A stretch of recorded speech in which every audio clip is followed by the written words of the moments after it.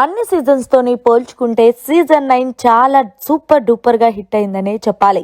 ఈ కిందలో భాగంగానే ఈ రోజు వీకెండ్ కావడంతో బిగ్ బాస్ స్టేజ్ మీదకి వచ్చిన నాగార్జున హౌస్ లో ఉన్న కంటెస్టెంట్స్ ని పలకరించి ఆ తర్వాత భరణి దగ్గరికి వచ్చి ఆగారు.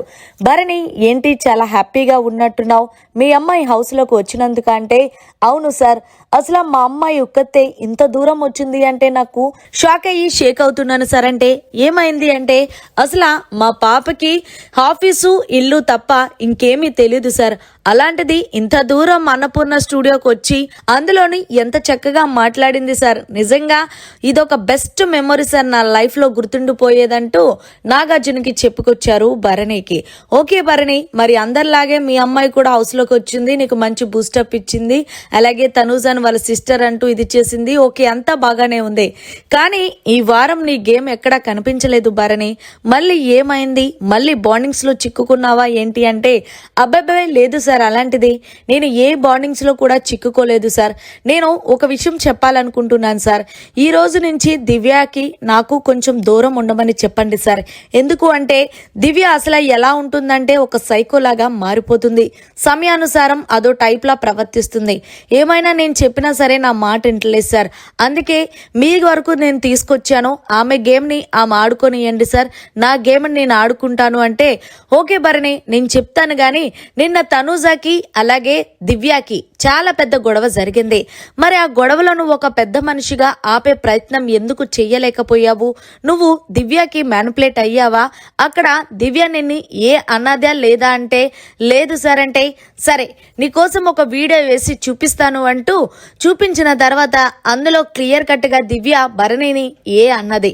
సో దీంతో తనుజ అక్కడ నీ కోసం స్టాండ్ తీసుకొని మాట్లాడుతుంది కదా, మరి దివ్య ఏ అన్నది అంటే నువ్వెందుకు స్టాండ్ తీసుకోలేకపోయావు అంటే, నిజానికి చెప్పాలి అంటే తనుజకి సపోర్ట్ చేస్తే దివ్యకి సార్, కానీ దివ్యకి సపోర్ట్ చేస్తే తనుజ అలా ఫీల్ అవ్వదు. కానీ మరి టూ మచ్ అయిపోయింది సార్. దివ్య తను ఎంత సైకోలా తయారైంది అంటే అది నాకు ఎలా చెప్పాలో కూడా అర్థం కావట్లేదు అంటే, సరే వెయిట్ దివ్య ఒకసారి లే అంటే, సార్ చెప్పండి అంటే, నువ్వు ఒక పెద్ద వంతిని పట్టుకొని ఏ అనడం ఎంతవరకు కరెక్టు అంటే, అక్కడ హీటప్ మూమెంట్ లో అలా ఆ వర్డ్ వచ్చేసింది సార్.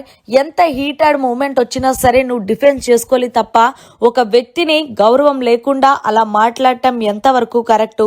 ఆయన నీ గేమ్ నువ్వు వాడుకో అని దూరంగా పెట్టుతున్నప్పటికీ కూడా నువ్వెందుకు అంత అలా చేస్తున్నావంటూ వీకెండ్ వచ్చిన నాగార్జున గారు అయితే గనక తనుజ విషయం అలాగే భరణి విషయంలో గట్టిగా క్లాస్ పీకారు దివ్యకి. ఈ కిందిలో భాగంగానే దివ్య నేను తర్వాత మాట్లాడుతాను కూర్చో అంటూ భరణి దగ్గరకు వచ్చి, భరణి ఒకటి గుర్తుపెట్టుకో, ఇంకా 4 వారాలు మాత్రమే ఉన్నాయి. సో ఈ 4 వారాలు నువ్వు గేమ్ మీద ఫోకస్ పెడితే ఓకే, లేకపోతే చేసేది ఏమీ లేదు అంటూ వీకెండ్ వచ్చిన నాగార్జున గారు అయితే మళ్ళీ భరణికి మంచిగా బూస్టప్ ఇచ్చి ఆ తర్వాత కూర్చోమని చెప్పారు. మరి వీకెండ్ వచ్చిన నాగార్జున గారు భరణి మీద చేసిన వ్యాఖ్యలు కరెక్టా కాదని కమెంట్ చేయండి. మరిన్ని లేటెస్ట్ లైవ్ అప్డేట్స్ కోసం చూస్తూనే ఉండండి మీడియా కార్నర్.